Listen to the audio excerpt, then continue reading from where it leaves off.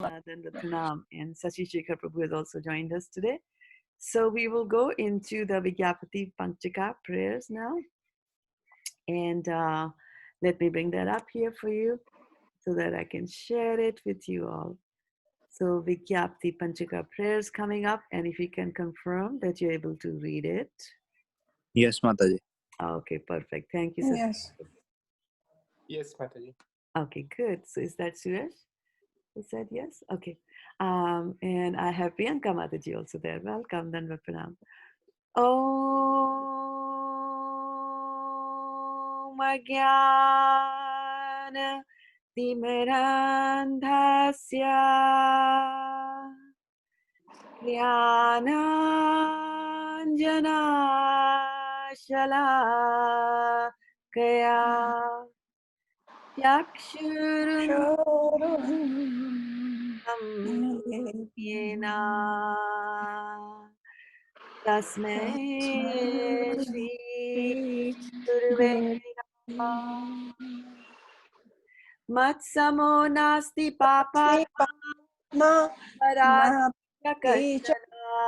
Parihare Pilajame Kim Bhruve Purushottama Yuvati Nam Yatha Yuni Yunam Cha Yuvato Yatha Mano Bhi Ramate Tadvan Mano Me Ramatam Tvai Bhumau Skalita Padanam Bhumirevavalambanam Tvai Jata Paradhanam Tvameva Sharanam Prabhu Govinda Vallabhe Radhe Prarthaye Tvamaham Sada Twadiyam iti janatu Govindo Mam Tvaya Saha Radhe Vrindavanadhishe Karunamritavahini Kripaya Nij Padabja Dasyam Mahyam Pradiyatam. Okay, so we will go over to the reading of the translations here. And I see Shriyas Prabhu has also joined us there. So Shriyas Prabhu, do we have the reading order for today? Yeah. Niral Prabhu, Khyati Mataji, Priyanka Mataji, Sanvi Mataji, Shashika Prabhu, Victoria Mataji, Suttapa Mataji,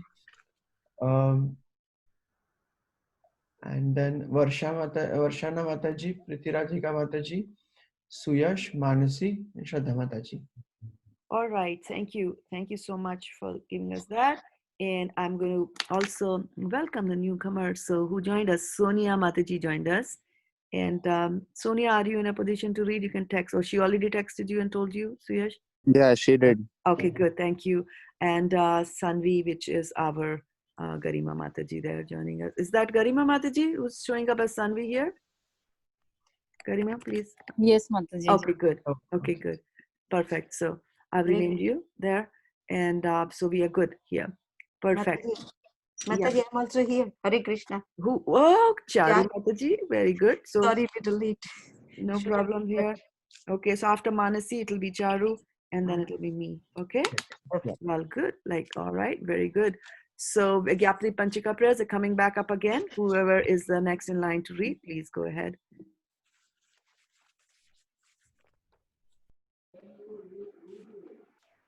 Niral Prabhu. O Purushottama, no sinner or offender is as bad as I am. How can I describe my shame?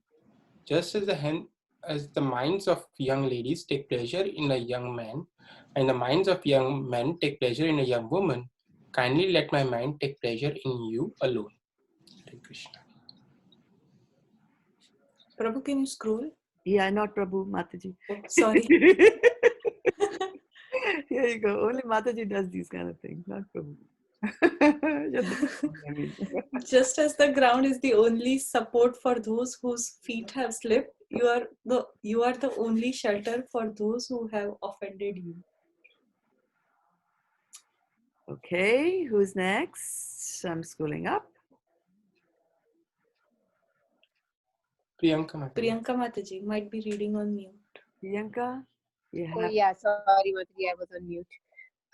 O Srimati Radharani, beloved of Lord Govinda, this is my request. May you and Lord Govinda consider me one of your assistants. O Srimati Radharani, O Queen of Vrindavan, you are river flowing with the nectar of mercy. Please be kind to me and give me a little service at your lotus feet. Hari Bol. Okay, so let's get going here. Please stop the screen and tell me. May you and Lord Govinda Radhe consider me one of your servants.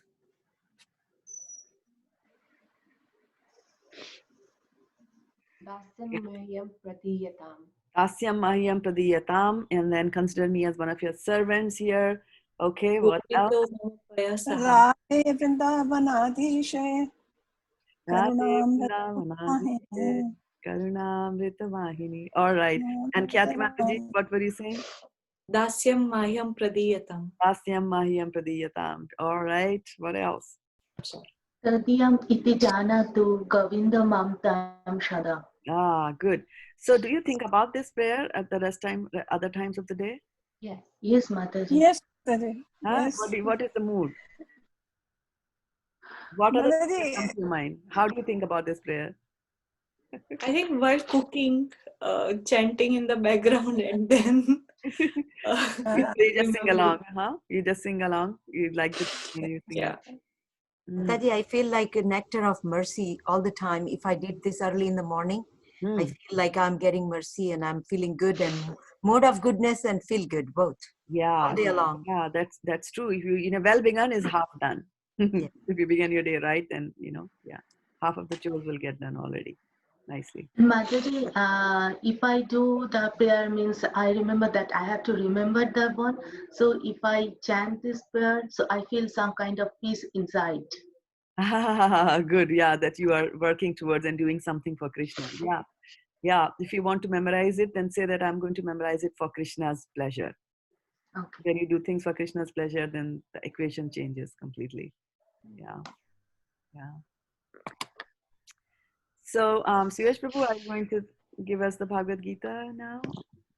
Yes, Mataji. Okay, good. And while you're bringing that up, and I think I have been good today and given the privileges to you to share. Yeah, I'm becoming better.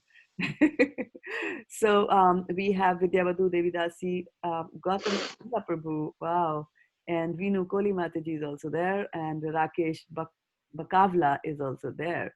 And of course, our Achita Radhe is watching us. And Vidyavadu shared Tadiyam iti janatu Govinda mam tvaya saha.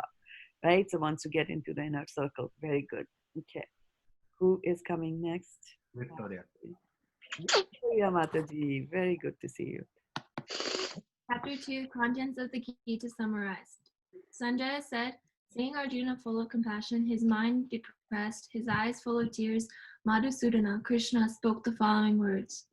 The Supreme Personality of Godhead said, my dear Arjuna, how have these impurities come upon you? They are not at all befitting a man who knows the value of life. They lead not to higher planets, but to infamy. O son of Pritha, do not yield to this degrading importance. It does not become you. Give up such petty weakness of heart and arise, O chastiser of the enemy. Arjuna said, O killer of enemies, O killer of Madhu, how can I counterattack with arrows in battle men like Bhishma and Drona, who are worthy of my worship? Hare Krishna. Prabhuji, Mataji, can you scroll later? This time it is Prabhuji. Okay. It would be better to live in this world by begging than to live at the cost of the lives of great souls who are my teachers. Even though desiring worldly gain, they are superiors if they are killed. Everything we enjoy will be tainted with blood. Nor do we know which is better, conquering them or being conquered by them.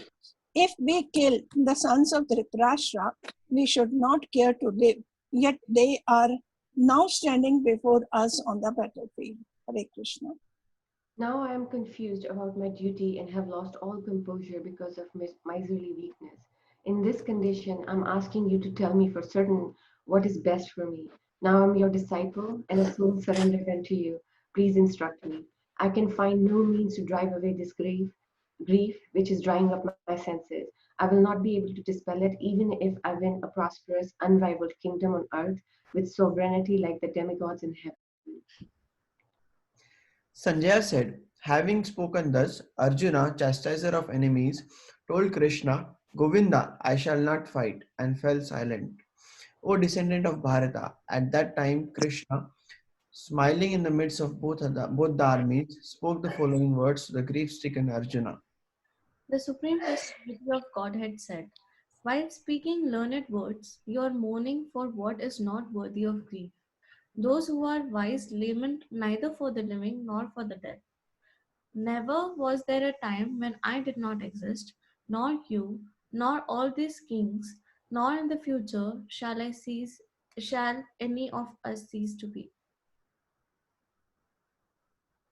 Text 13. As the embodied soul continuously passes in this body from boyhood to youth to old age, the soul similarly passes into another body at death.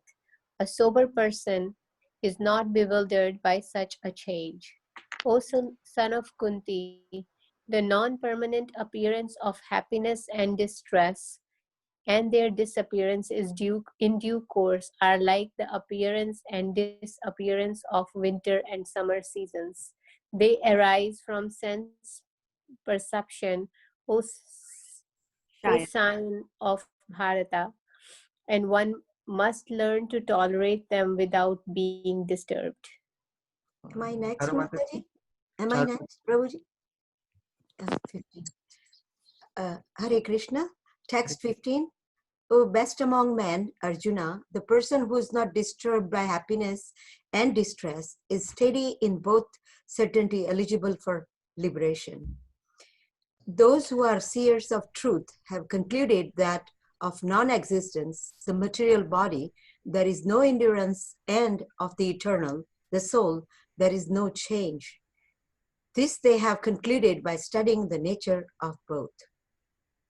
That which pervades the entire body, you should know to be indestructible. No one is able to destroy that imperishable soul. The material body of the indestructible, immeasurable, and eternal living entity is sure to come to an end. Therefore, fight, O descendant of Bharata.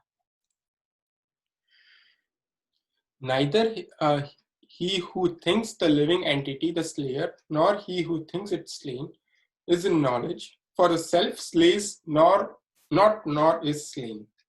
For the soul there is neither birth nor death at any time. He has not come into being, does not come into being, and will not come into being. He is unborn, eternal, ever existing, and primeval. He is not slain when the body is slain. O Partha, how can a person who knows that the soul is indestructible, eternal, unborn, and immutable kill anyone or cause anyone to kill? As a person puts on new garments, giving up the old ones, the soul similarly accepts the new material bodies, giving up the old and useless ones. The soul can never be cut to pieces by any weapon, nor burned by fire, nor moistened by water, nor withered by the wind. This individual soul is unbreakable and insoluble, and can be neither burnt nor dried. He is everlasting, present everywhere, unchangeable, immovable, and eternally the same. It is said that the soul is invisible, inconceivable, and immutable. Knowing this, you should not grieve for the body.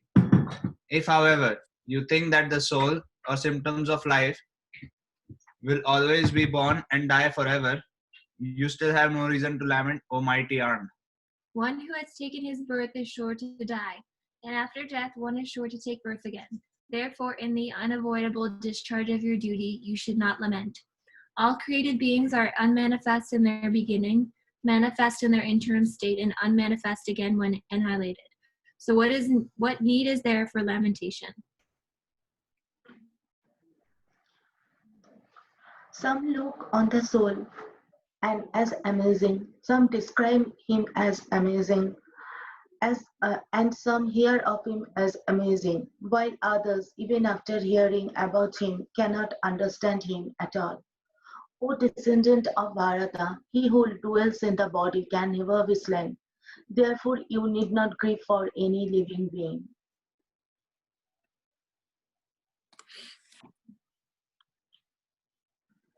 Varsha Mataji.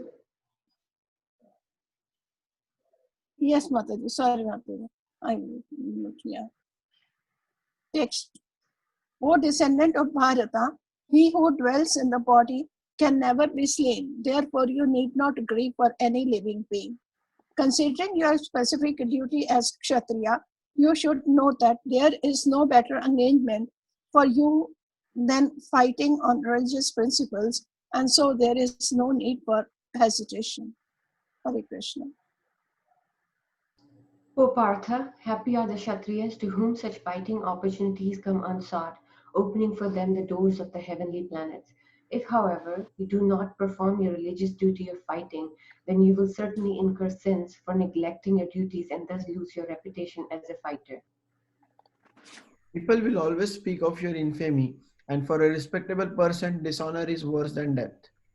The great generals who have highly esteemed your name and fame will think that you have left the battlefield out of fear only, and thus they will consider you insignificant. Your enemies will describe you in many unkind words and scorn your ability. What could be more painful for you? O son of Kunti, either you will be killed on the battlefield and attain the heavenly planets, or you will conquer and enjoy the earthly kingdom. Therefore, get up with the determination and fight. Charu Mataji. 38, Hare Krishna. Uh, Do thou fight for the sake of fighting, without considering happiness or distress, loss or gain, victory or defeat, and by so doing you shall never incur sin. I think 29 verse was not read, so And I was just thinking that only that yeah. this chapter there are no double verses, so it's kind of like everybody does one odd number and one even number. So I was also wondering what happened. Okay, go ahead, Charu Mataji. No, Mataji, I have read that. Mataji read, but Varshana Mataji started Read it 38 twice. instead of Yes. Okay. So 29, text 29, some look on the soul as amazing, some describe him as amazing, and some hear of him as amazing, while others, even after hearing about him, cannot understand him at all. Right, good. So this talks about the amazing features of the soul, and the mind is kind of like almost as amazing and as controlling. So anytime if the mind goes here and there, then you see how quickly things get messed up. A simple thing as reading 2 verses from the Gita, and it happens to all of us. It's not just a particular person. So we have to learn to control the mind, right? And chapter 6 of Bhagavad Gita talks more about that. Okay, so let's get into the verse for today.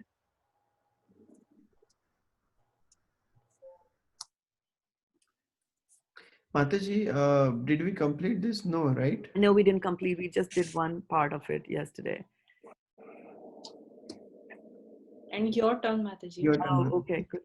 Klebhyam asmagamaha partha netatvai upapadyate shudram hridaya darbalyam tyaktuttishtha parantapa. Okay, synonyms.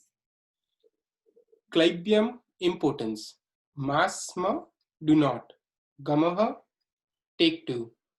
Partha, O son of Pritha. Na, never.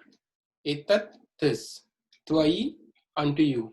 Upadyate is befitting. Shudram, petty. Hridaya, of the heart. Daurabalyam,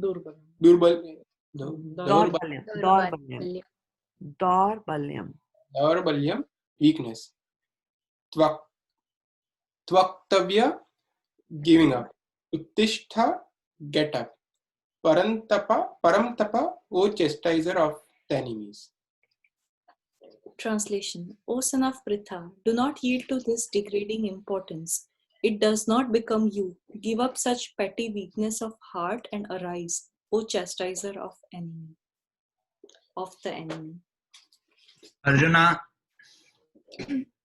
Arjuna was addressed as the son of Pratha, who happened to be the sister of Krishna's father Vasudeva.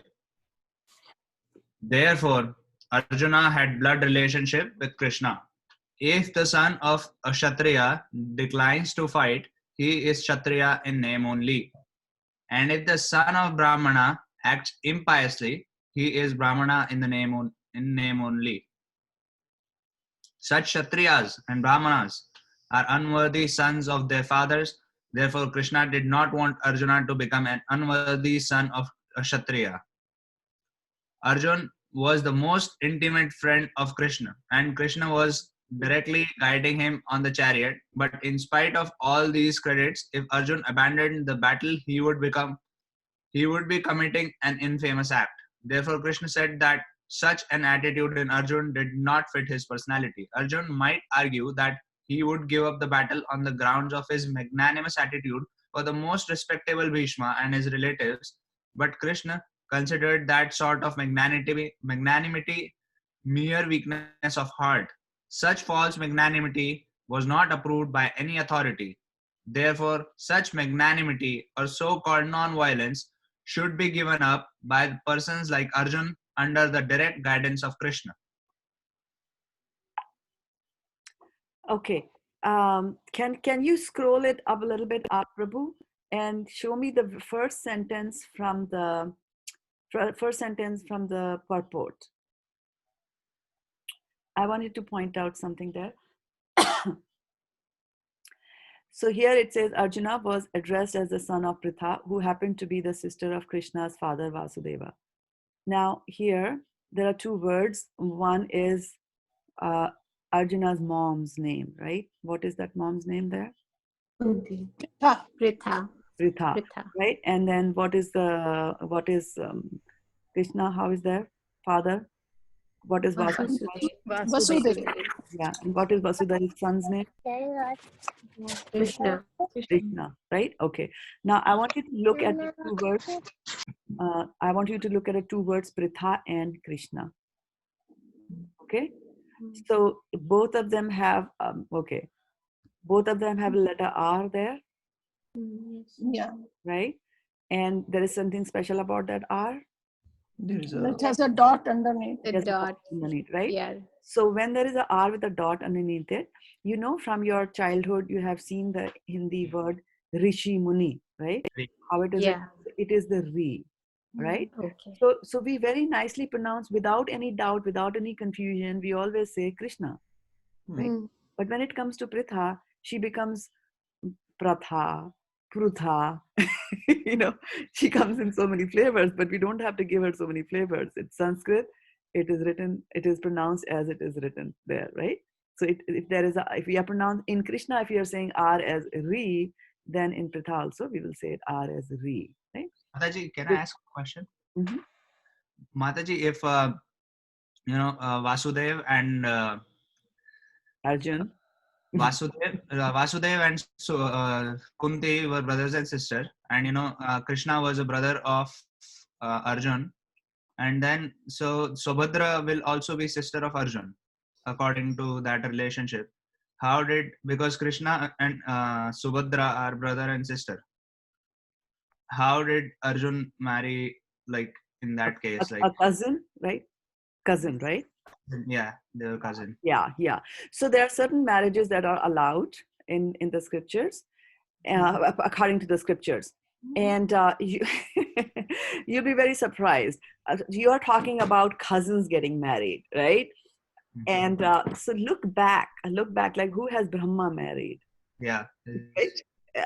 Brahma creates everything. So if you create something, they become your children. So when creation is happening at that time, the way that things are created is very different.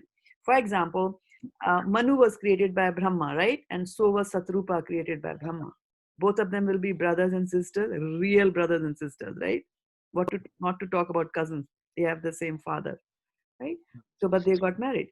So, how marriage happens, who they married, there are certain rules and certain situations, and who's actually the procreator, right? Who's creating them.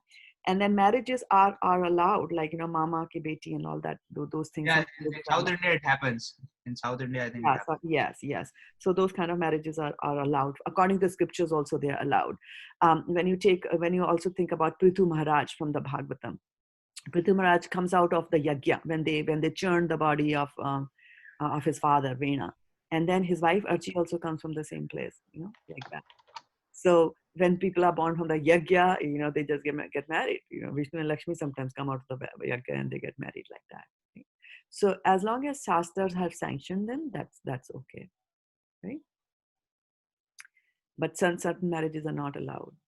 And especially here in the Kali Yuga, it's a totally different thing, because there's no such thing as people producing children from their mind, right? Brahma produces things from his mind in the beginning, like that.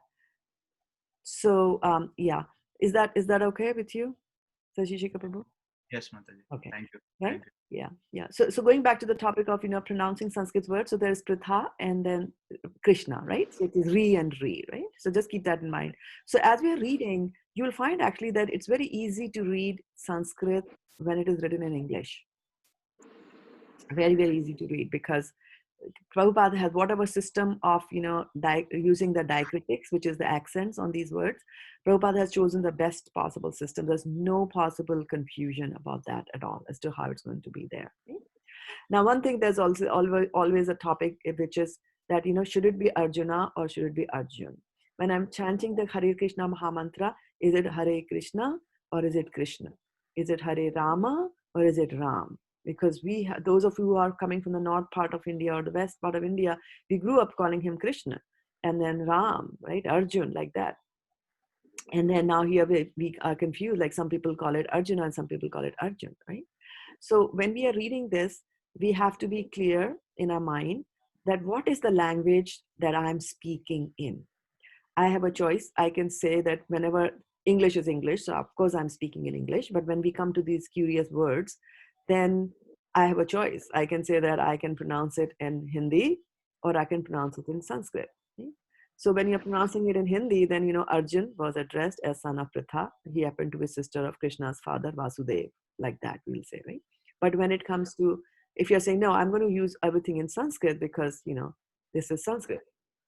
So then Arjun actually becomes Arjuna.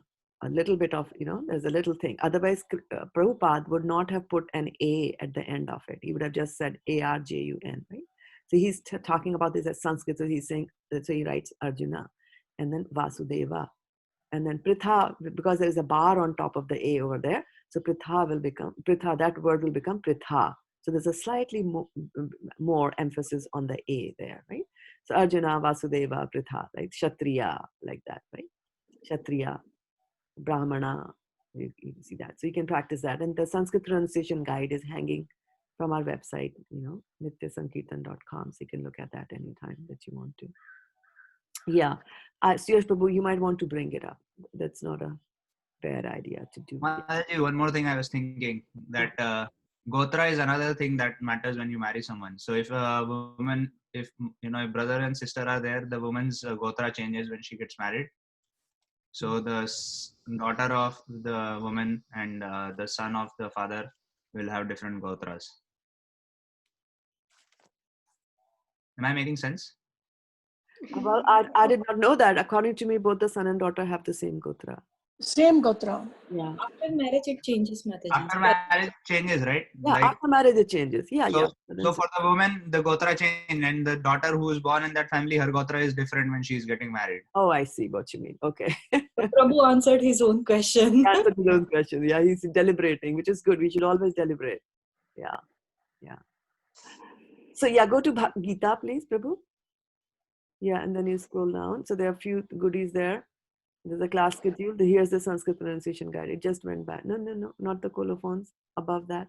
Yeah, Sanskrit pronunciation guide. So it's a PDF document, and it tells you, the vowels there, and then the consonants in the Sanskrit language. And if you scroll down a little bit more, Yeah, over here. The vowels are pronounced as follows. So it's going to tell you how when it is a in the table there, that's below. Yeah, the table in gray and white. Yeah, this one. Yeah. So it says that when it's just a with nothing on the top, and it is it's a slight soft a, like but, like that. And then a with a bar, as in far. Right? So I as in pin. So it's a e, right? And then it's a e. Then it's as in peak, which will help, held twice as long as I. Then U is just push. So there's a oo, small oo there. And oo as in rule, like that, right? So just keep this handy while we are, getting familiar with the language. Now, also, Suresh Prabhu, if you can take us back to the same Gita page. I also wanted to show you the colophons because Neela Ishwari Mataji was looking for that. So back to the Nitya Sankirtan side. Yeah, the colophons for Bhagavad Gita, if you read, yeah. Awesome. So here, if we can increase the font size just a little bit. Yeah. So these are the colophons, the sentences that you speak at the end of chapter. So colophons usually, describe in brief what was discussed in the chapter. Sometimes people also use colophons at the end of when they're writing poetry. They will write that as well, right? So colophon is kind of like a summary, and then sometimes it's in the form of a verse. Sometimes it'll use the name of the author also, right? Iti vadata tulsi das, like that, So they will put the name. Also, you see a lot in Chaitanya Charitamrita where Krishnadas Kaviraj Goswami just says that I, Krishnadas Goswami, bow down to the lotus feet, like that. He says that at the end of every chapter. So these are colophons for Bhagavad Gita. It might be a good idea for us to, start practicing these also. So I'm just thinking that we can introduce this at the end after we finish reading the Bhagavad Gita, all the 38 verses. Then we can open this up, Suresh Prabhu, and then just do the second colophon. Right? And it is Om Tat Sat Iti Srimad Bhagavad Gitasu Upanishatsu Brahma Vidyayam Yoga Shastre Shri Krishna Arjun Samvade. So this part will be common for all the chapters from 1 to 18. And then it comes and describes what has been talked about in this chapter. So it says Sankhya Yoga, and some people call this chapter as Gita Sar, which is contents of the Gita summarized. So you can use either one of them. Right? Sankhya Yoga Nama Dityo Adhyaya, like that, right? So slowly, once we practice, this will also be etched in our memory like that. Again, both of the documents are hanging from the Gita website. Thank you Hare so Krishna, much. Shraddha Mataji. Hare Krishna, Ishwari. Danat Pranam, all glory Shri Prabhupada. Thank you so much for this. I was looking for this. I'm like, I don't know where it's at. And today you pointed it out. Yeah. So thank you very much. You're welcome. And where is this, Mataji? Where is this coming from? Like in the books, which book is it coming from? That's a good question. You won't find it in our regular Bhagavad Gita, right? The big size. But there is a tiny size Bhagavad Gita, which was printed in Sweden, I think. Sweden or some of the places. If you can stop sharing, Prabhu, so that I can come on the camera. Here. Right? Can you see that? You guys? Yeah. Right. So this is the book. It is not available in print nowadays. So this book has got a section on the colophons, We'll have the colophons. One second. Yeah. I'm in a class. So if you see over here at the end of the chapter, there are the colophons. So I picked up from there the words. Wow. Yeah. Very interesting. Yeah. Thank you so much, Mataji, for sharing. You're welcome. And Varshana Mataji, I will also be posting the good document that you created on the names. I just need to find time to talk to you. Talk to you about that. Yeah. And for those of you who are wondering, it's 7:05 and why I'm not running to my Friday meeting, which I have with my spiritual master. He moved it to 3 p.m. today. So we can, spend time Haribo. like that. Okay. So, and then I'd also like to welcome Pramod Kumar Prabhu and Divyangi Mataji, who are also watching us on Facebook there. Okay. So, yeah. So, reflection time. Give us reflections, and I think some reflections are already coming up here. We did not finish discussing yet. We finished the purport, right? Oh, okay. Yeah, Yes, Sasi yes. Chandra Prabhu read that, right? And I just was pointing out the Krishna Arjuna. No, I thought there was more discussion. So Mataji, I don't know for what reason nityasankirtan.com isn't working for me. You Do you didn't know? you didn't pay the fees. Oh. No, I know this the idea is working. You know, Nitya Sankirtan is I have used it using a very rudimentary setup because I wanted something that I could also use and update whenever needed. So I used a very simple tool to create it. Sometimes it doesn't work on. Oh, I think the reason is instead of HTTP, you need to. It's not secured website. You need to put HTTP only. Yes. Okay. Yeah. Yeah. Suyash Prabhu posted. So thank you, Suyash Prabhu. I have shared the link. Yeah. Yeah. So that's only HTTP and not S. Right. Right. Okay. So I was saying something and I forgot what was I saying. You were saying the realization time. Yeah, I was just saying the realization time, and I was saying that the realizations are coming here on the Facebook already. Those who are wise lament neither for the living nor for the dead. Okay, yes. Ashochi and Anavashochastam. Yeah. Spriti? Hare Krishna. Ma. So at the end of the purport, Srila Prabhupada mentions that the weakness of heart, and Arjuna is thinking that he's being magnanimous by saying, giving all these reasons that he should not fight. And one of the verses, as we were reading the whole half of the chapter, stood out for me that he was giving this reason that even if our superiors want to fight to win the kingdom, we know better, so why should we fight? So he's giving them that respect which was there in those times to the superiors, that even if they were make not perfectly right, but the younger people gave respect to the older people. Isn't it amazing? Yes, yeah. Yes, talking about respect and talking about yeah. I mean, the East has a very good culture of respect as compared to the West. Mataji, it happens many a times in our lives also.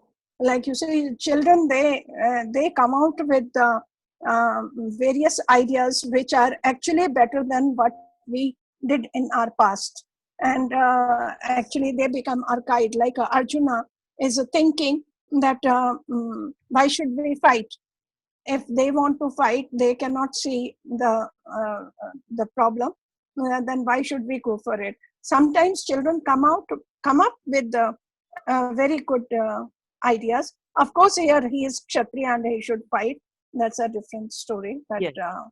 Yeah, it's a good point that you bring up.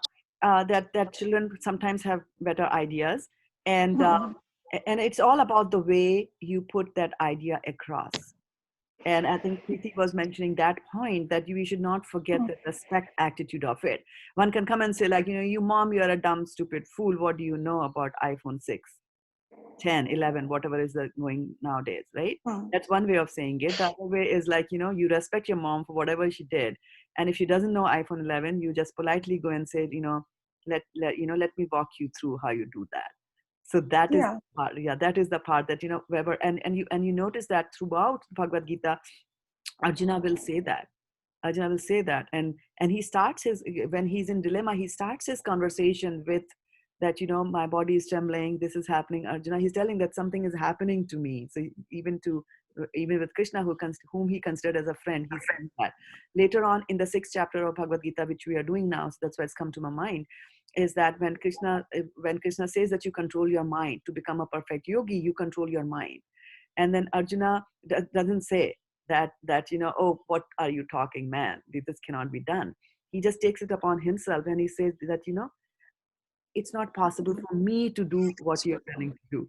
He's not saying what you have told is wrong. So you see, the approach and the style of talking is so different. And that's why your Guru Maharaj always says, Avarshana Mataji, Mukhe Prasada. When you open your mouth, only nectar should come out of it. They are talking to anybody, right? Now, to your point about sometimes the kids are much better than their parents, and this will happen in technological lines where this is Kali Yuga, the Yuga of the machinery. So it is going to happen, right? Because it's all materialistic things, and if there are some so-called material advancements although materially also we are not advanced in this yoga, right? Materially also we are not advanced. People used to fly aeroplanes which never collided, which never dropped down and things like that. We are so happy, right? With our flights which are on late, which fall down and all that kind of stuff. So, but anyway, for the so-called material advancement, kids will pick up and they will be better, but nothing to replace experience. Otherwise, why do companies like management consultants, why do management consultants thrive so much in their business? Because every jiva soul comes and makes the same mistake. And then they bring in the consultant because they won't listen to the old man in the home like that, right? So our shastras and some of the Eastern, style laid a lot of respect on the elderly people, right? And in the beginning, I really like Arjuna. Most of the time, he's very respectful to his elders, to the Lord, when whatever he said. Right. It's a good teacher. And then it depends on your what is that called? The English word, I'm forgetting it. Your angle of perception, the angle from which you are perceiving something which is happening in the front of your eyes, right? Are you, and that's why in the previous verse, Krishna said, Anarya Jushtam Asar Gayam, right? Anarya, you are thinking like a person who is not an Aryan. Because Aryan, like I said, is not a race. It's a consciousness of the mind. Your consciousness. Is it an Aryan consciousness? Which means that I look at everything from the spiritual perspective. Yeah, I was looking for perspective, the word. And so if you're looking, for example, you might just say that Yudhishthira was wrong, so-called wrong in some situations. And his younger brothers would just say, yes, I'm going to do that. And this was something that used to happen in families when I was growing up a lot. The younger brothers used to listen to the elder brother. Simple. Brother has said, we are going to do it. I still see that in some of the families in India happening like that. They always go to the elder brother, they seek his advice. He might not give the best of advice, right? So now, if you're looking at it materially, that I have a business that is running, it's a joint family, 6 brothers are sitting there, and the elder brother is saying something, the younger brother is saying something else, and he's saying like, computerize it, and the brother is saying, we won't do it, something like that, right, to that extent. And there'll be a fight, and they'll say, okay, now give me my piece, and I'll run my own company, like that. So they do it, right? And so because they are looking at it from the material perspective. But if you look at it from the spiritual perspective, by listening to your brother, even when the brother is wrong, then what are you developing? What good quality are you developing? Mataji, it happened with me many a times. I'm asking the question, Rashana Mataji. Respectful to others, Mataji. Respectful to others, to us. Be respectful. So you're teaching, you're getting this good quality that you're respectful to others. What are the good quality are you demonstrating if you listen to your elders? Submissive, humble, or submissiveness, humility, submissive, correct, Rashana Mataji, right? Tolerating that old man. Nothing in his upper story. He keeps talking, but I have to listen to him. Tolerance, right? So when you look at it from the spiritual perspective, there is tolerance over there. And then again, if you're looking at it from the physical perspective, let the elder brother go through the learning curve. And after all, because the focus is not on the material, who cares if your business is a $1 million business or, you fell short by a few $100,000. It was 800 million, thousand, right? Because the focus should be on your spiritual development. That is what it should be. All the decisions, when we say you keep Krishna in the center, right? What does that mean? So you have to constantly look at the way you are going to evolve. And the embodied soul has to evolve. And you have to learn to give up. Sometimes you have to learn to just give up. You could have the best of the ideas, but how do I learn to control the vacho vegam? That doesn't happen these days. Also, I was thinking along the same lines, how we address people also makes a big difference. If we address with intent, right? Like, yes. Yeah, if I call my brother with his name and not address him automatically. My brother, I have an older brother, and then I would argue with him and I would say something, and my dad, and for our dad, whatever he says in our house, it was like you know, we were really scared, like, you know, like, right? So, so he would say, "अरे तो भैया है, भैया बोल के बात करना." I mean, you know that, you know, you should call him bhaiya, and then automatically you will start speaking nice. So that's what his intention was. Like, Right. if you call someone Prabhuji or Mataji, you know, you cannot say bad to someone when you call someone a master, right? Exactly. So It's a very good point that you bring up, and that's why we like, you know, that culture that always says that, like, there's chachi, you have a chachi or a mommy, and they have a name, right? Mary, um, but or Susan. So you will not call them Susan, and your teacher also, you will call them ma'am, or, you know, like that, right? And not call them Susan, because then the problem is that your aunt is also Susan, and your teacher is also Susan, and your girlfriend is also Susan. If you're calling up the same, then after some time you'll start thinking that they are the same, and your feelings for your girlfriend might get reflected on the feelings for your teacher. So that is where, you know, ISKCON has got this culture of calling all women as Mataji, so that no bad thoughts will come across your mind. Right? So how we, and the sad part is that we are picking up things, the bad things. When the East meets the West, we have to pick up the good from both the sides, as Prabhupada did, right? He came here and he said that, you know, you guys are very organized, you're very good at management, I'll use you for management. But, you know, from the East, we know how to respectfully talk to everybody so that there is no confusion in the mind. And so Mataji, Prabhuji, you know, constant humility has to be inculcated like that. Yeah. Can I ask one question, Mataji? Where I observed that husband and wife in Casey, wife calls her husband Prabhuji or Prabhu, but husband, I haven't heard telling his wife Mataji. I have not. Yeah, so far I have not. Yeah, for the husband and wife, because, you know, if she's a Mataji, then husband has to treat her as the mother, and she's not the mother, she's a wife, right? So the husband can take the wife's name. I see, but wife says Prabhuji or Prabhu means master. Yeah, Prabhu means master. I see. The guide. You mean to say guide, or how in that sense, when in Casey, when wife says her husband a Prabhu, what are they, or what in their mind they got? Yeah. Should be the purpose. Is she saying that because you are the Prabhu, so I will do the dishes? Dishes? I'll cook, I'll do dishes, I'll serve you? Is that what it means? Well, I'm just asking. Yeah, I mean, service definitely is recommended in the service. Yes. Yeah, a woman goes back to Godhead by serving a Krishna conscious husband. You know.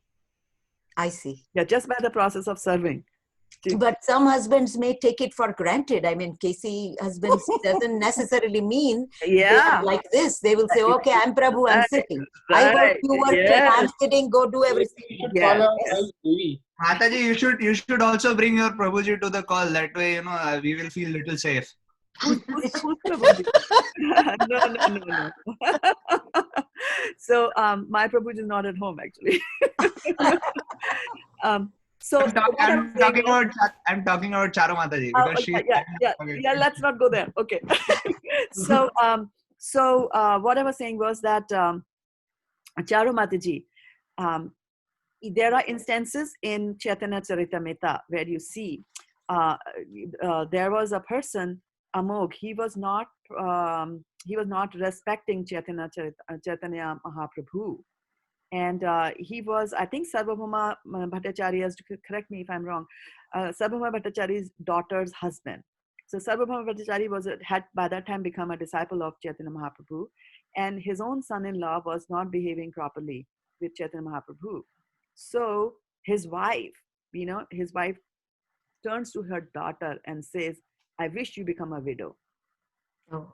Because she's saying that it's not good for you to be married to such a bad person who is criticizing the Supreme Personality of Godhead, right? So it's not that we are just saying that, okay, so the soul is in the man's body, so now everybody just bow down. We are talking about a devotee, and not just a devotee like that, but, at a higher level where a husband is also following the Vedic principles, right? and the husband is involved in doing devotional service, and nowhere in the devotional service does it say that the husband has to be rude to the wife, right?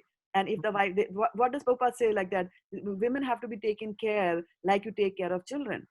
So what does it mean? You take care of a wife as a children. They are very sensitive. They are soft, right? So even if a woman does something wrong, you have to tell her in a polite way. Husband, like that.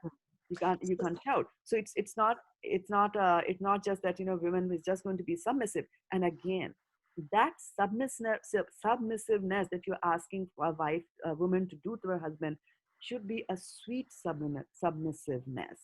Correct. It should come because of the love and the respect that you have for the husband, and the husband has to earn it. Just like the parampara, or somewhere I read, when the woman is at dad's house, father needs to take care of her. When husband's house, husband needs to take care of, protect her, whatever. And then when she's elderly, then her son needs to take care of her. So that is also part of the system, right, Mataji? That is part of the Vedic system, which is no longer being followed, right? Because we have moved from agriculture to a different kind of profession. So earlier people used to do some agriculture, stay there, everybody could be together, joint families and all that were there. But now everybody runs after material things, and so they run after they need jobs, and jobs are not available in villages. If you want to be something in computer, for example, so everybody goes to Delhi, to Bombay, to Madras, to New York, San Francisco. That's where the lucrative jobs are, and so they leave their family. And so what do you do, right? So this is Kali Yuga, where everything will be hodgepodge, like that. And then again, Charu Mataji, yes, it's not that the husband and wife will not have any differences if they are devotees. They might have other kinds of differences. Like, I haven't finished my 16 rounds. You do the dishes. I haven't finished my 16 rounds. It's your turn and your turn, like that. So there can be differences of opinion everywhere, because souls have a free will. And the other idea is that, Kathy, have some water. and the soul should not the soul, the couple should sort it out amicably. If you can't sort it out amicably, have mentors, right, who are going to help you, and have a good mentor who will not pour ghee into the fire. Right? Get a mentor who will put water, calm both of you down if they are like that. And that is why they will sometimes say go to an older person. Because what has the older person done? The older person has made all the mistakes that you are now making. Yes. And they have suffered those mistakes, and they are trying to tell you. And they are hoping they will listen. And by the way, they never listen when their elders were telling them. So that is why, if the culture is such that you listen to the elders, then it is for your own benefit, because experience is speaking, right? It can save our 100. It can save if we listen to somebody experienced, elderly, has a proper their head on the shoulder. Then we can save number of years of our time by not doing the same mistake again. We cut short that period and forward fast. Yes. Fools learn from their own mistakes. Wise men learn from other people's mistakes. Other people's mistake, right? Yeah. But nowadays it's not like that. I want to try it on your own. I will do it on my own. I'll get the loan from the government. I'll do that. So it's a messed up situation. In Chaitanya Charitamrita only, right? The next part is intelligent learn from just hearing. Yes, there you go. Yeah. Also, on the mention of experience, I have learned that when I follow even the smallest thing that my trusted elder is telling me, and I just follow it without asking questions, sometimes I may not understand at that time like why they asked me to do that, but after some time I will be like, oh, that's why they asked me. So I don't even have to ask question. I always see some reason that they asked me to do, and it either it reveals right away or it reveals later, but I understand it. Yeah. So you should have faith in the process. Yes. You should have faith in the process. And again, the wise men and the intelligent men, as Suyash Prabhu is saying, is that just by hearing, they will have, okay, I'll have faith. Okay, they are saying it, so this must be true. And so that faith is developed. And then you see it happening to you. Right? That you listen to somebody's advice, and 5 years later you're saying, I'm so glad I listened. like that. And and it happens, it happens to in everybody's life that, when you reach the age 40, 45, you go back to your parents and you say, you were right. Everybody says that. Some will vocalize it, and it is always good to vocalize that. When you realize that you were wrong, and to your parents and elders, then just go and tell them. It's done. Your karma is washed away by saying that, by that apology. Mataji, you realize when you come to USA and you have to cook.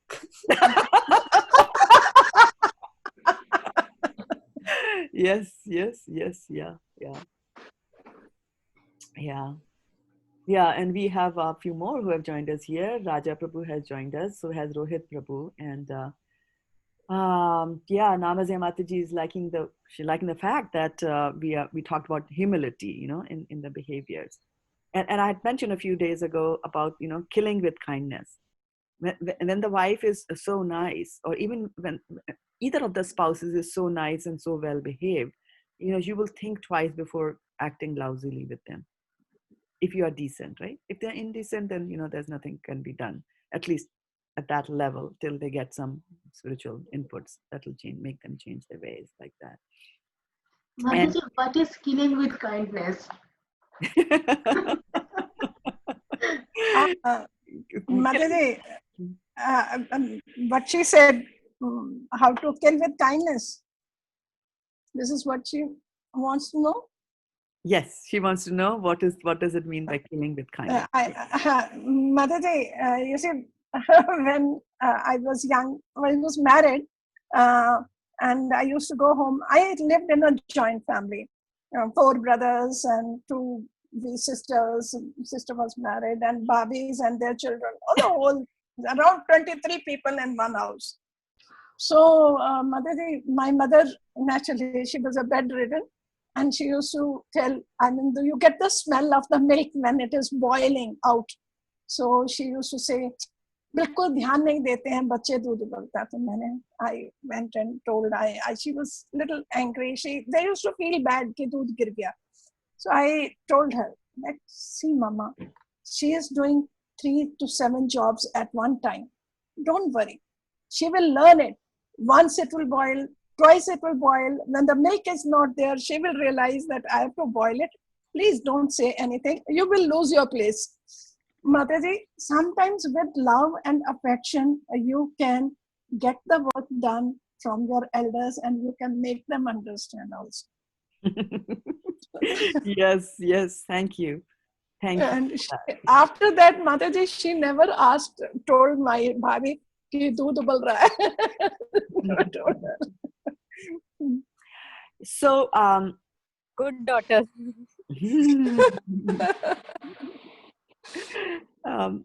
So going about on killing with kindness. So now, suppose somebody is behaving badly with us, right? And so we are suffering because of that, and our suffering will get relieved if we kill them, right? Kill the swords that have gone, nobody can give you trouble, right? But we don't do that, right? We don't kill. So what the killing with kindness approach is that you do so much good to them that they will stop doing the bad thing to you, which is almost the same as that you kill them now. Like that. So killing with kindness means that that's what Jesus Christ says, that, right? If somebody slaps you on one cheek, you just go and show them the other cheek, like that. And killing with kindness is that no matter how obnoxious somebody is, I will just stay calm and quiet. I'll just stay calm and quiet, right? And another thing that I wanted to also point out about when you go to others to get some counseling, when you are feeling low, and so when you are feeling low, you're feeling bad about something. So although we are saying we are feeling low, what that basically means is that I'm either in the mode of passion, if I'm angry, right? Or in the mode of ignorance, right? I'm planning something worse, like that. So when you are in that mode, it's very difficult to think, because what the mind does is that mind overpowers the intelligence also sometimes. So you can't think clearly. You can't even, take decisions very clearly. But if you go to the other person who is removed from that situation, who's not in that situation, then he'll be able to help you much better, right? For example, when you board a aeroplane, right? And those stewardess come and they start telling you about how to fasten your seat belt, and they will demonstrate all that. And what do they tell you? That in the event there is a drop in the cabin pressure, the oxygen masks are going to fall down, right? And what do they say? That put a mask on yourself before helping the other person. And they show a little child there, right? So they're saying you first put, and then, because if you yourself are in that situation where you're not able to breathe, you won't be able to fix the mask properly on the child. So first, you should not be involved in the same situation where the child is. So you start getting your oxygen and then give oxygen to that other person. So when we are agitated because of certain things, right? For example, two spouses are having some argument, right? The couple is having an argument, and then they try to sort it out in the heat of the moment. It will never get sorted out like that, because both of them are, angry in that stage. Both of them need that oxygen mask. So if somebody has to give them some advice, then that has to be a person who is not in that angry mood, who is calm and quiet. And these things, like people say, right? Young blood. They say young blood, right? There are hormones that act in your body. And as the body becomes old, there are certain things that come naturally as you grow old, right? So that's why they say you go to an older person, because now what happens, like when young people go to young people and take advice, right? And I'm not just bassing all the young people.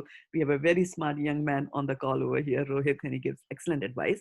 But what I'm just saying is that people start relating and participating in whatever is happening. For example, I have a fight with my husband, and I chomp out of the home, jump into the car, go to the office, right? And then in the water cooler, I start right? Telling about my husband. And the young person is looking at it only from the young perspective, doesn't have that experience, is having the same small vision that I have. And they might just tell you that, every day you're just saying this, why don't you divorce him? And I'll give you the number of a lawyer who can get it done, and things like that. So what happened? Young person, hormones, there also both of them easily get agitated, giving wrong advice. Right? But if you go to elder person, the elder person knows like 10 other couples who got divorced. And whether the life became worse or better is debatable and is questionable, right? Which is worse? To, suffer in a marriage or to suffer outside of it. Like that. So the wise person, because they have got experience, and and their hormones don't rise very quickly, they are more calm and quiet, they will give you good advice. And if you are in a habit of listening to that advice, then good things will happen to you. And that's why Arjuna is worried. What if you kill all these elderly people, right? He will still be agitated when he's talking like that. But and because he's a Kshatriya, he knows that he's a devotee of the Lord. And when Krishna is telling him that Shudram Hirdaya Daurbalyam Taktitishta Parantapa, right? He's saying Hirdaya Daurbalyam, whatever you're thinking over here. So he's using the word Shudra. So Shudra, Prabhupada translates that in the verse as petty, right? Petty. It's a small thing, he's saying. It's a small thing. Petty, tuch. Yeah, what is this? You're talking at this level, like that. And another aspect of looking at it as like, Shudra. You are a Kshatriya, you have come into the Shudra mentality. So this Varnashram system that was created is not just, Krishna says, Chatur Varnam Maya Shishtam. So he says that I have created this. So if Krishna has come up with some system, it has got to be the best system, right?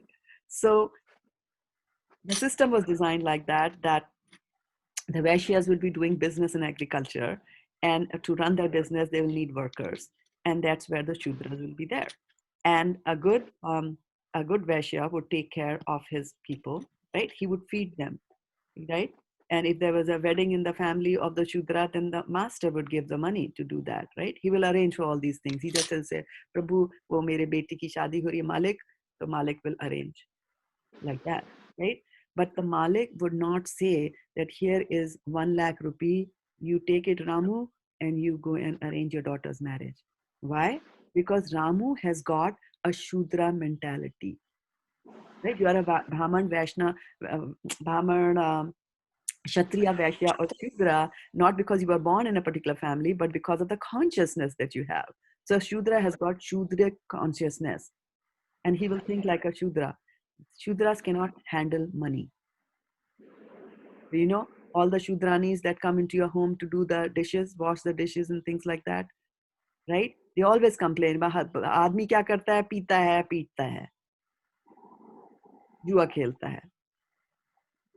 So he doesn't give anything to the family. He earns whatever money he earns, and then he spends it all on himself, either gambling it away or drinking. And then he comes back and he beats me. Right? That's kind of a Shudra. And this poor woman has to go and work in every home and washing dishes and things like that. So in the old system, don't give them the money. They were under the control of the master. And then the master also took care of them when they became old. It's not that now you can't do the dishes, so you're out. They would take care. That is what the Varnashram system is. That is what Krishna has created. It's not like here in you. It's like social security. Social security, I don't know. I don't know whether I'll get social security or not, or whether the government is going to come and say, we are bankrupt. You know, people live longer than we expected and money is all gone. They can say that. That was not done. So these systems were there in place for a particular reason. And so when you start thinking low and petty, you're told, like, you know, what kind of a man would beat his woman? Just because you took a beating outside, you come home and beat your wife. You know, that's Shudram. That's petty thing, right? If you're a Kshatriya, you fight back. If you're a man, you fight back, like that. So when Arjuna is doing this thing, Krishna is also telling him Shudram. So that the word Shudra is also, you know, like, hey, you are a Kshatriya. What are you doing? You should, you know, behave like a Kshatriya. And so Shudram Hirdaya Dorbalyam. Right? Shudra Hirdaya Dorbalyam Tyakt Uttishta Parantapa, he's saying. Tyakt Uttishta Parantapa. So what does it mean? Tyakt Uttishta Parantapa in my life, right? In my life, what am I going to do? So Shudram Hirdaya Dorbalyam has come into Krishna, into Arjuna, which means there are some type of thoughts that have come in Krishna's mind, right? Some thoughts have come there, and those thoughts have become a mental block for him, and they are not allowing him to progress and do his duty. Okay? Similarly, our thoughts will also come. Such thoughts will also come to us, and which will make make us neglect our duty, make us incapable of doing whatever it is. And that is, in this verse, Krishna is talking about as Shudra. It's very petty. Hirdaya Dorbalyam. It's weakness of your heart. The weakness of your heart. You have to, tyakt. You have to get rid of that. Tyakt, chhod do, like that. So similarly, when we have thoughts that come to us, we have to leave those thoughts. Like, for example, which is that one thought that comes uninvited? Thought of future, right? It is one of the enemies of the mind. Anger. Anger comes uninvited, right? So when the anger comes uninvited by itself, you have a choice to accept it or not. And again, it goes back to thinking, feeling, willing, and acting. Right? You should have a bigger gap there. So he's telling that you have to leave it. And then he says, Tyak uttishta parantapa. So you stand up. Well, of course, we know that Arjuna had gone and he had sat at the back of the chariot, right? And he had set his Gandiva aside and he was saying, and he had just shok samigna manasa. So you can imagine his head was down like that. So that's our Arjun there. And Krishna is saying, Tyak uttishta parantapa. So of course he's saying that you get up because you have to stand up and fight, right? But then he's also saying that you rise in spirits. Your spirits have also got to, because it's a spirit that it's a subtle that controls the gross always, like that. So his mind is in a bad spirit. So all kinds of negative thoughts are coming to him. And Krishna is saying that, Chutram Hridaya Dorbalyam Tak Uttishta Parantapa. And here's one word for you, Varshana Mataji. It's a name by which Arjuna's name, Parantapa. So what is Parantapa? Chastiser of enemies. Chastiser of enemies. Chastiser of enemies, right? So he is the one who used to give tapaha. Tapa, he used to give tapa means, there's heat there, tapa, heat comes out, right? So he's giving that heat. He's capable of giving heat to the enemies, parantapaha. chastiser. He can give them a lot of grief. Like I said yesterday, that when the Gandiva bow, he would twang the cord of the Gandiva bow, people used to pass stool and urine. It was such a, fearsome sound that he was able to make and do that. Like, he's coming to kill me. Like that. So he's Parantapa. So he's reminding, and yesterday he called him what? Partha, right? So remind him of the lineage from his mother's side, that you are so you're coming from my family. Right. And then also he said, Klabhyam Masma Gama Partha. So he told him about kind of, gave him a push like that. Right? So Krishna is really into it. Krishna is really into it. Right? Prabhupada in the purport also said, sorry Mataji, continue. Yeah, go ahead. No, go ahead. Tell us. Yeah. That Krishna is the intimate friend of Arjuna, and he's sitting there, he's standing there directly with him. And if he still not accept it and do these pity acts, it is not good. So similarly for us also, Krishna is within our heart, and if we keep on doing which is not shastric, it's very bad on us. Exactly. Exactly. Yeah. And actually you hear so many stories in the scriptures that that Shiva and Parvati, they are sitting there in Kailash and they are looking down on the planet and they see somebody is doing so much of tapa, or people in the higher planets, they are watching this Mahabharat war that is going on and they are dropping flowers. And, so many times you see that there are people on the upper planetary system who are also watching you. So we talk about, hey, give me my personal space, right? And give me my privacy. Like kids nowadays will say, give me my privacy. I want to lock the door to my room. I need my privacy. And this is one of the things I had told my daughter, that, and in her bedroom, there was no way to lock the door from inside.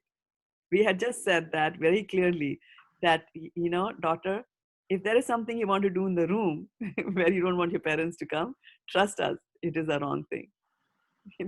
Why would you want that? Why do you want to close? If there's something that you think that you don't want to go and tell your elders, then don't do it. Simple, very simple like that. So there is actually, we don't have any privacy. There's the super soul looking from inside, and all the demigods are looking and seeing us from the up. So even if you're alone in a room, then it is difficult. Yeah. That is so true, Mataji. That part that you last said is so true. That the locked door, and then we think that nothing is locked. I mean, people are, Bhagwan is not watching us. That is so true. He's watching us. Yeah, there's, what is that? Candid camera is on all the time on us.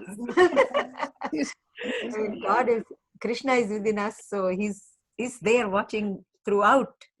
Each and every action, and karma is recorded. Yeah. And that's what I was just coming to, that karma gets recorded. And that's why sometimes we're like, oh, there is so much of injustice being done to me and things like that. But when you go into the higher plane, which is karma, which we'll discuss in the Saturday class, is that you start looking at it in a different perspective. Right? When you're thinking that this is injustice that is happening to me, and this and that, then you won't be that agitated, because this is what is happening to me, right? And then you always seek guidance. It's not that if injustice is happening to you and you say, Shraddha Mataji said you keep quiet, so I'm keeping quiet. No, that is why it is so important to have mentors in your life. Mataji, one more point on that exact point, that we look at, let's say, a situation comes in life, and then we think that, okay, let's just think of karmic reactions, but not reactions, but it's because of some karmas in the previous births that I have, or one has. But at the same time, I am thinking positively in a way that now we have found a way to nullify all the reactions, and we have Bhagavad Gita and this spiritual books we have. So why even think that route, that because of this or that, and why blame oneself? Just even get out of blaming your own self and get there to finish the reactions, period. Yes, thank you so much for the segue, because I wanted to emphasize on that also, that why don't go into the past. So our mind we are in a constant battle with our mind, right? And our mind will battle with us. There are three kinds of battles. One is the battle with the past. Okay, the past is which in this case Krishna wanted Arjuna to focus a little bit on the past and remember all that the Kauravas have done to him, right? But in our case, what happens, the battle we have with the past is, I have failed in this in the past so many times, right? Devotional service never came to me, so I won't do anything. That's the, mind is fighting that battle. It'll take you into the past. Mind will also want you to fight the battle in the future, right? Like, what's going to happen to the women who are going to be widowed? What's going to happen if all the elders are done? What's going to happen to the people who are going to be born in the future? Like that. So it will take you into the future like that. So I'm going to should I take this job or not? Well, what will happen like that? So sometimes we go into the future with a fear, and we don't know the future. So the thoughts that come of the future are, I'm afraid. And that is where, on this one emotion of fear, the insurance companies make billions of dollars. They will come and tell you, oh, you bought a washing machine. What if it breaks down? What if that is going to break down? What's going to happen if my clothes are inside? Come on, take the clothes out, wash them with your hands. It's not, it has to be insured and things like everything is insured, right? And you pay money because you're scared of the future, and all that you're trying to do is to secure your future. Now, the only thing, the battle that the mind does not want you to fight is the battle in the present. That's why your mind, you sit on the chariot of your mind and you go here and there. Where do you go when you sit down to chant? Where do you go? You either go into the past and think about all the bad things that somebody did to you, or you go into the future and you're scared of the future. But you should be focusing on the present, that, hey, you're calling Krishna's name. You're calling to Krishna. Think about Krishna. So we have to, what we have to do is to think intelligently, and we have to say that I am not going to fight the battles that my mind wants me to fight. I am going to fight the battle I want to fight. I, as the soul, I want to fight this battle against material nature, against my anarthas. I want to do this, right? And this is a very big impediment. The mind will come and constantly tell you this and that, this and that, this and that reasons. And this is what prevents us from getting what is known, getting to a stage in devotional service, which is known as nishtha. Nishtha means that I am doing my devotional service, without any impediments, without any, breaks in my devotional service. There's continuity there, like that. So it'll do that, and it is doing that to Arjuna also. So we have to, we have to be cognizant of the fact. So understand this. And Tyakt Uttishta Parantapa, say, hey Parantapa, what did you do? You gave up your Gandiva. And that's what we do. We give up our Gandiva, and our Gandiva is the devotional service, which Charu Mataji said. With our Gandiva, we'll be able to kill all the karmas which are there in our backlog. But what we do is, like Arjuna, we set aside our Gandiva and we sit down like that, right? So he's saying, like, don't give up your Gandiva, but instead give up the pettiness, the petty way in which you're thinking anarya. You're not thinking on the spiritual level. You are thinking on a purely material level, like that.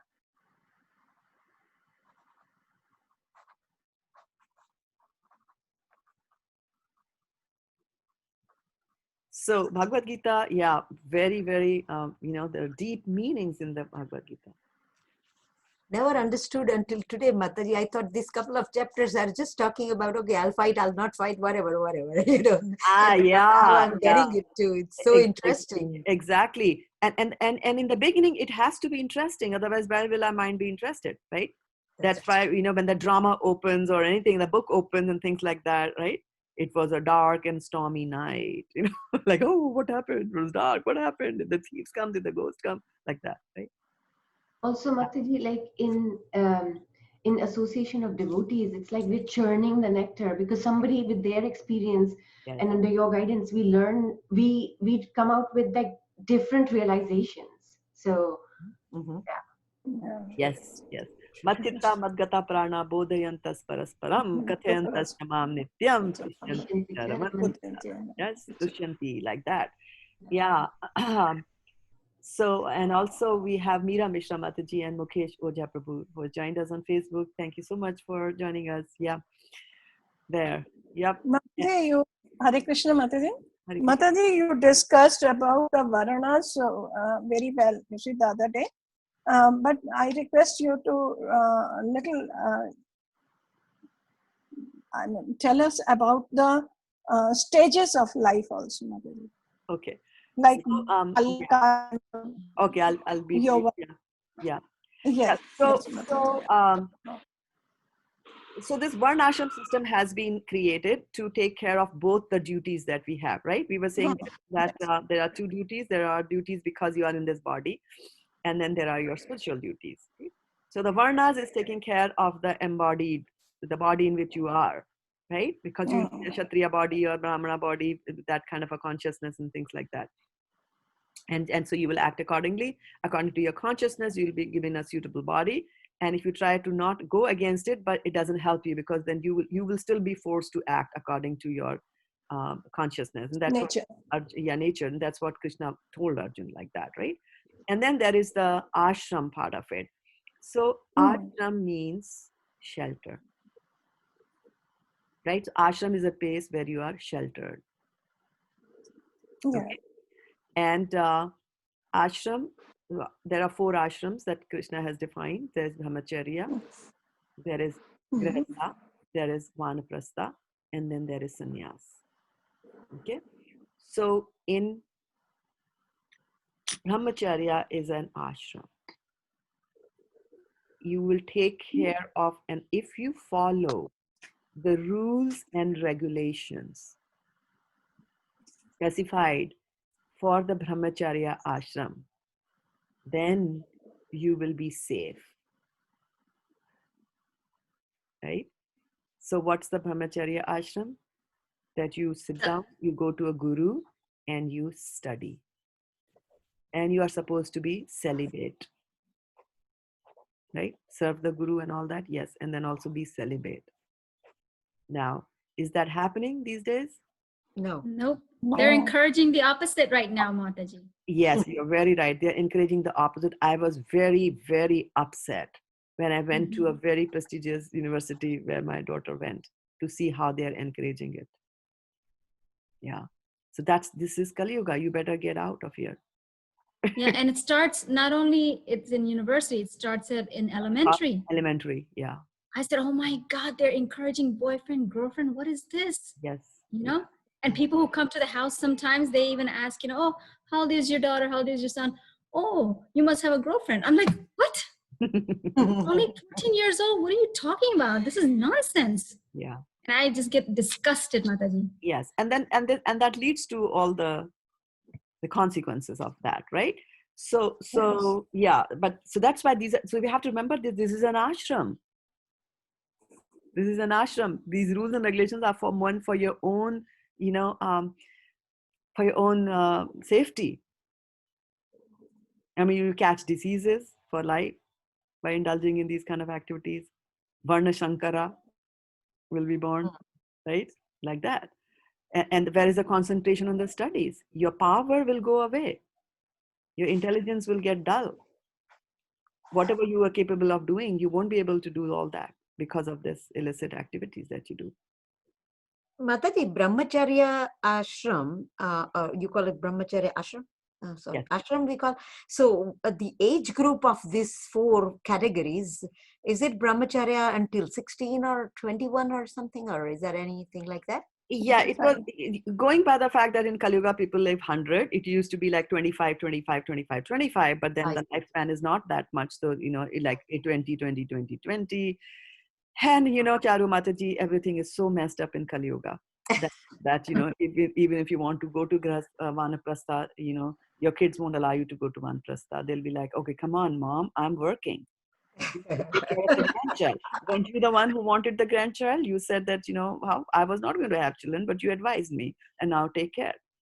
Yeah. And the worst that happens is when the grandmother has also got a job. So it's going to get only worse like that. Right. So you're not allowed to, so yeah, so it is messed up, but I'll just try to explain whatever is there, right, from the Shastras. And the Shastras predict that all this mess is going to happen.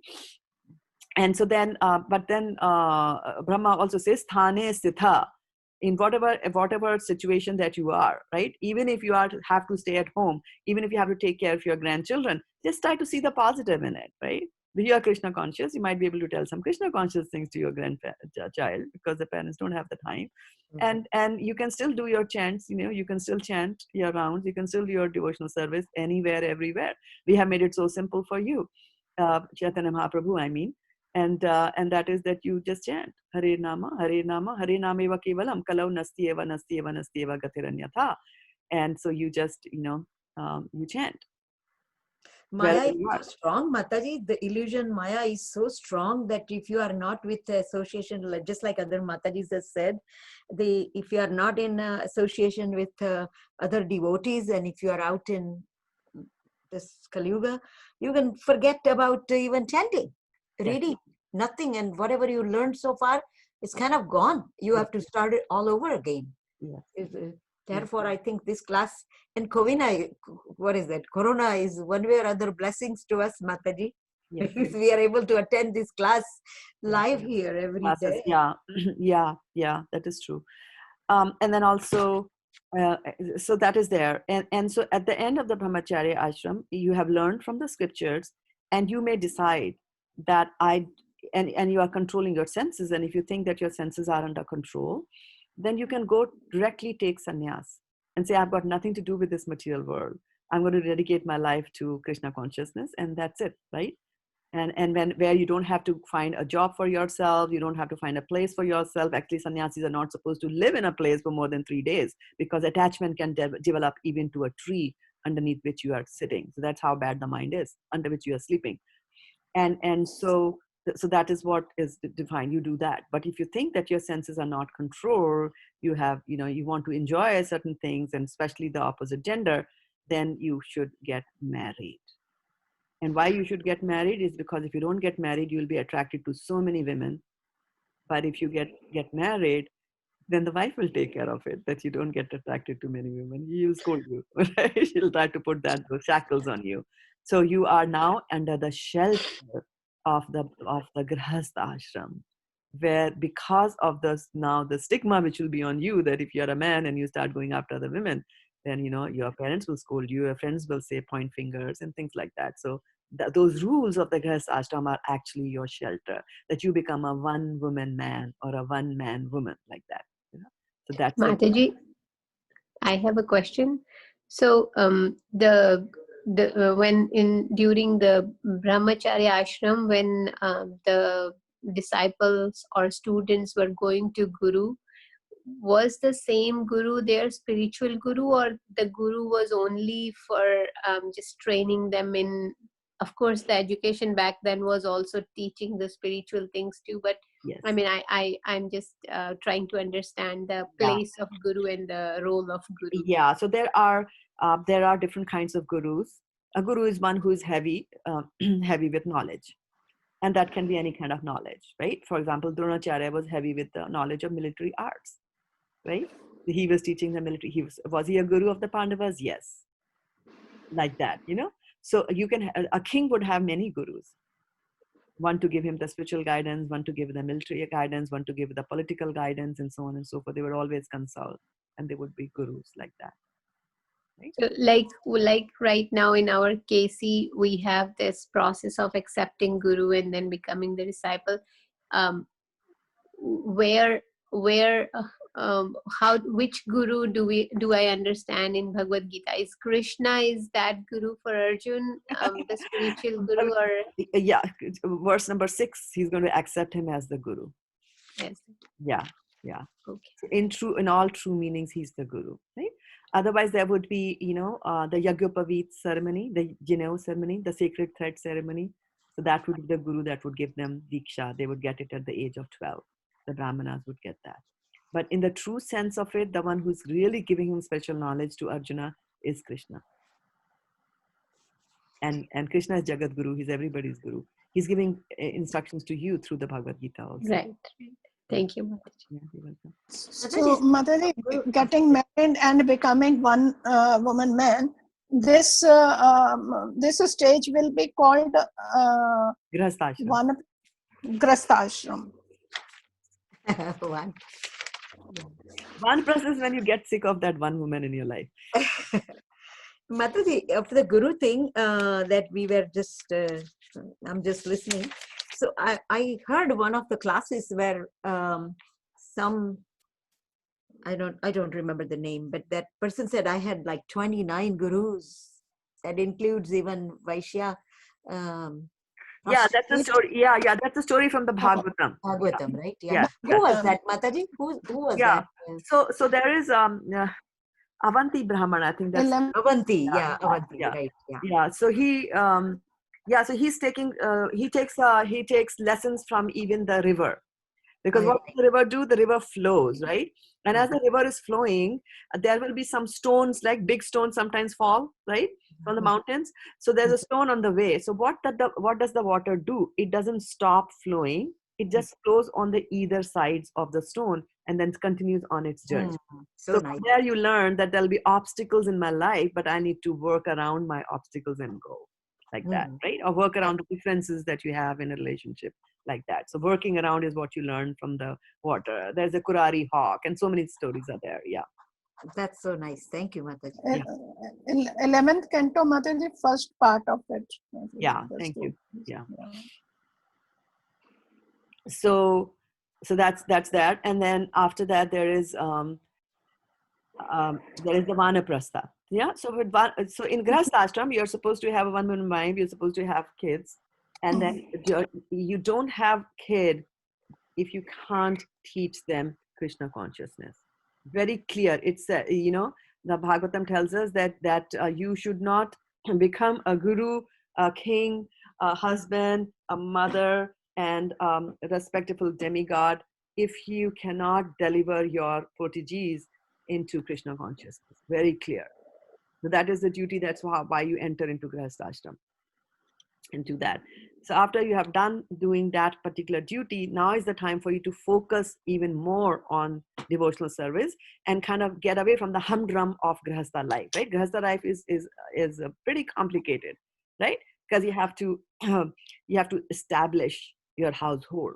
If you're brahmachari, it's fine. Like you see the brahmacharis that we have in ISKCON, if you enter into any of their rooms, if they will allow you to, then you will see that, there will be a little yoga mat. That's where I sleep. There'll be books, of course, there. There'll be one place where there'll be one dhoti hanging because they just have two pairs, and maybe there'll be a laptop. Like that, that's it. They live a very simple life, right? They don't cook, so there are no utensils like that, right?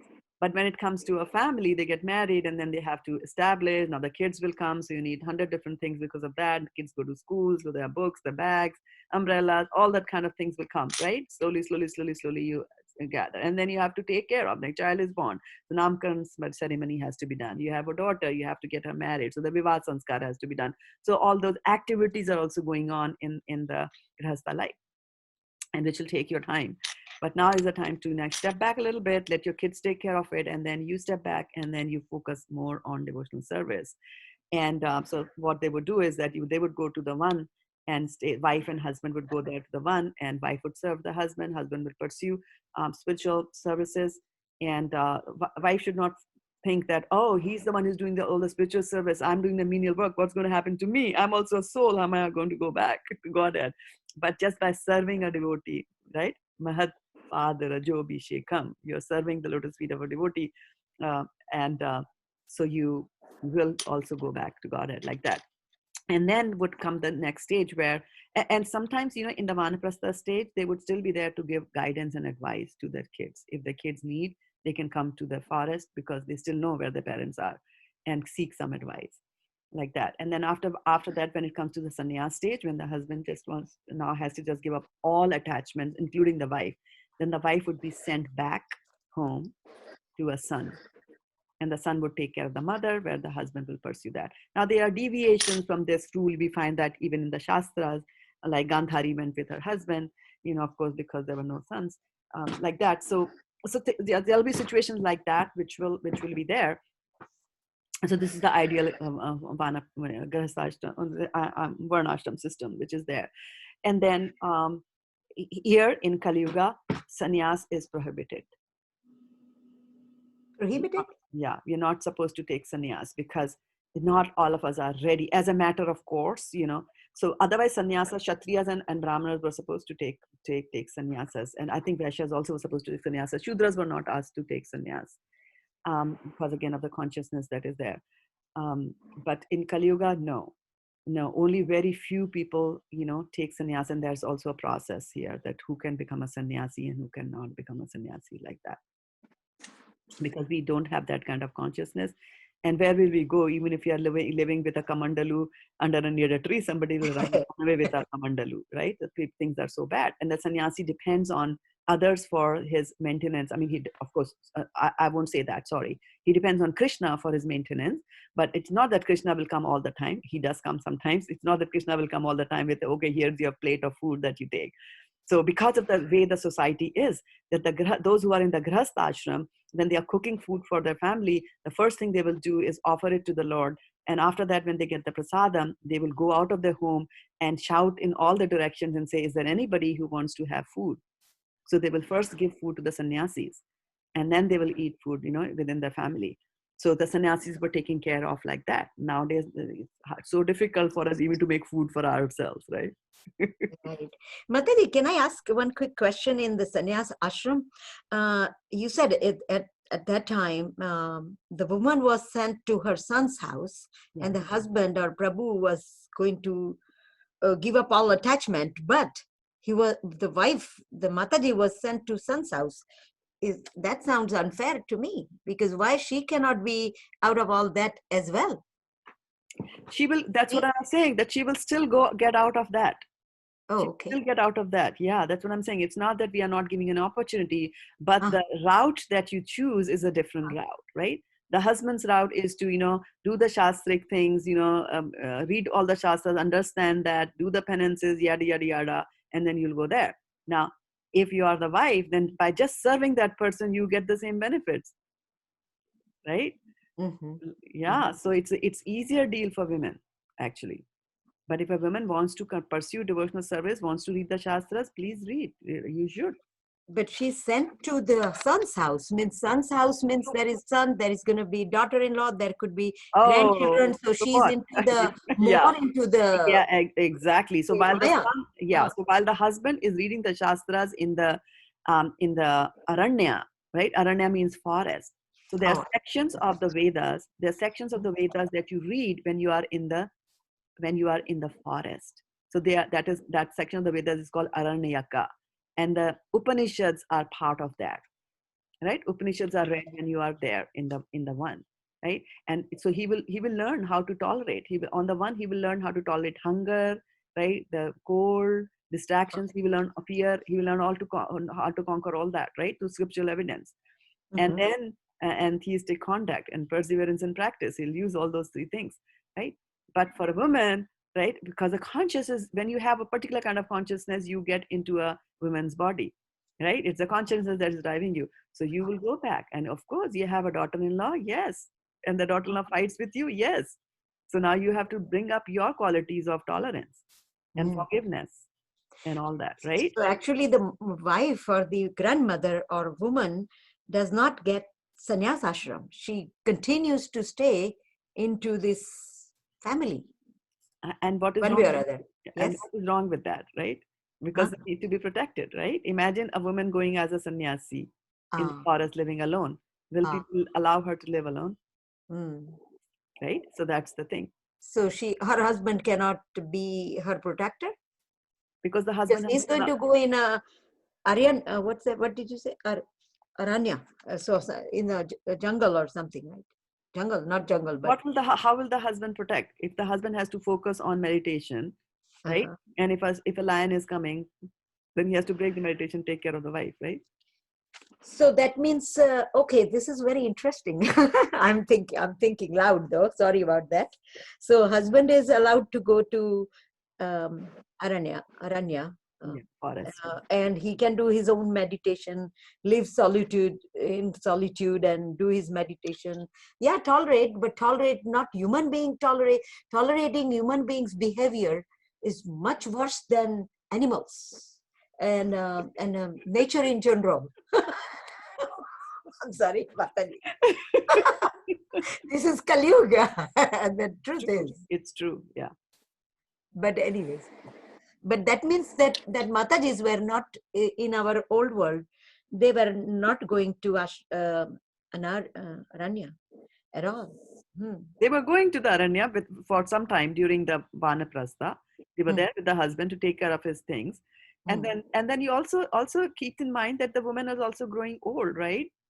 So she can't physically do all those kinds of things. So it's better she comes back there and be in the home, right? Somebody takes care of her at the last stage of her life. Yeah, last stage of her life. Look at it also that way.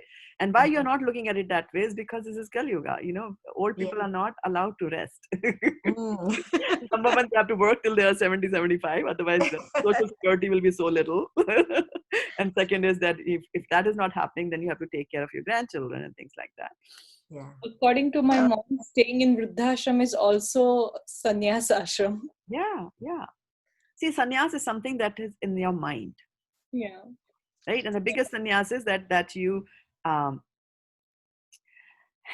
in the 18th chapter of Bhagavad Gita, Arjun will ask this question, the difference between renunciation and sannyas is there, right? So a sannyasi doesn't have any material desires. A sannyasi will not have a bank account. A sannyasi will not have a home, right? Sannyasi will have the barest minimum. Like a sannyasi will have a kamandalu, right? You know a kamandal, water pot, and he will use that water pot to drink water. He will use that water pot to take a shower, and then he will also use that water pot when he goes to the toilet. He'll use the same water pot. Yeah, now you like it, right? That is sannyas, and renunciation. That's sannyas, right? Renunciation is when you are not focusing on the results of your activity. That's a right? good one. That is renunciation. So we should focus on renunciation. Because when you are renounced, it doesn't matter whether you have material things or not. You are not focused on the result. Because of something, because of a windfall, gain can come on its own accord to you. And when gain comes to you on its own accord, you should take it. Gain, you said, Mataji? Any material gain. Yeah, if material gain is coming. G-A-I-N, gain? Is that what you said? G-A-I-N, yeah, gain. Gain comes out. That is true, Mataji. That is so true. Because you use your intelligence. Like, for example, if you find that there was some long lost uncle of yours, right? And then he died and left a fortune for you, $1 million. And then you come and say like, I'm a devotee, I'm not going to touch it. No, this came on its own accord. You did not work for it, plan for it. You didn't kill the uncle, right? So you got that money there.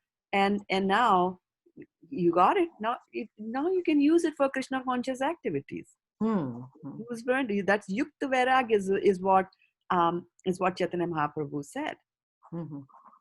That when you're doing this Vairagya, then Yukta Vairagya is using this material objects in the service of Krishna is the true Vairagya. Because what is there for you to renounce? What is there for you to give up? Nothing belongs to you. Right? Vaisheshika Prabhu always says, this is a very nice example. He says, if you enter a bank, right? If you enter a bank and you say, I'm going to renounce all this $1 million. Excuse me, you don't even own them. Who are you to renounce it? So from now onwards, I'm going to renounce apples, right? Big deal. Apples are not yours. If you are eating some apples, be thankful. They are coming from your quota. Ishavasyam idam sarvam yat kincha jagatyam jagat tena taktena bhunjita ma girdhakasya siddhanam. Ishopanishad says, very first word says that, tena taktena bhunjita.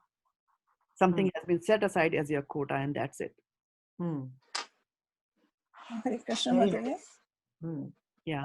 Mataji, in ISKCON, the brahmacharis, those who wear saffron dress, so they are not called sannyasis. So sannyasis is only after 65, no?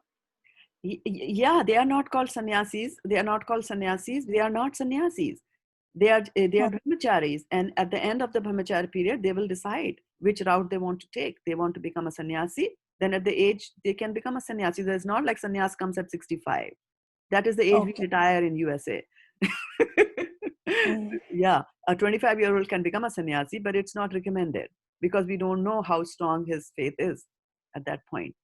Because it's bad to become a sannyasi and then fall down, right? So but then brahmacharis are of two types. You see, those who wear white dress and are not saffron. brahmacharis. No. Those are wearing whites are not brahmacharis. Like that. Okay. Yeah. The white means grihastha ashram. So if a young boy is wearing white, he has clearly indicated right in the beginning itself that I have already made the decision. I'll follow this rules of brahmacharya because I'm supposed to follow them for the first part of my life. But after that, I am getting married. He's already indicated to you through his clothes that I'm wearing a white. Okay. And the yellow ones are, they are still deciding whether they will go to grihastha ashram or whether they will pursue and become a sannyasi straight, right? And I don't know which is which, but maybe some Prabhus on the call can tell us, is that sannyasi also wears a saffron and a brahmachari also wears saffron color. How do you distinguish between the two? Which one is which one, right?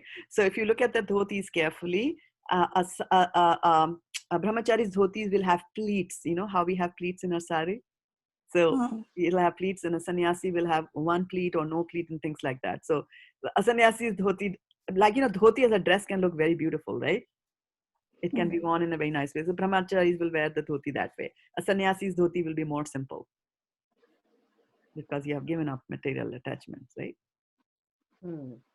So nice, Mataji. This is discussion so nice. I mean, it is very nice, and like all nice things, this has to come to an end because it is 8:15 and I need to go.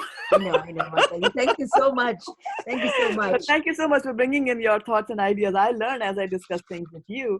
And then, so Meera Mishra Mataji is joining us, and she says she likes the definition that Guru is heavy. That's very nice. And she's liking the fun that we are having here, which is good. Yes, Meera, I'm so happy that you're here. One of these days, I hope you'll jump and come and do some exercise and jump and join us on the Zoom call over there. And Anand Rupa Mataji, my Dandavat pranams to you as well. So with this, I will take leave of you. Thank you, Mataji. Hare Krishna. Thank you so much.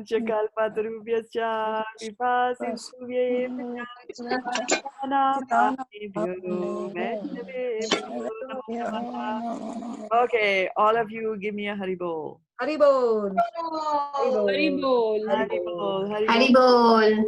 Thank you all. On Zoom call, Dandavat pranam.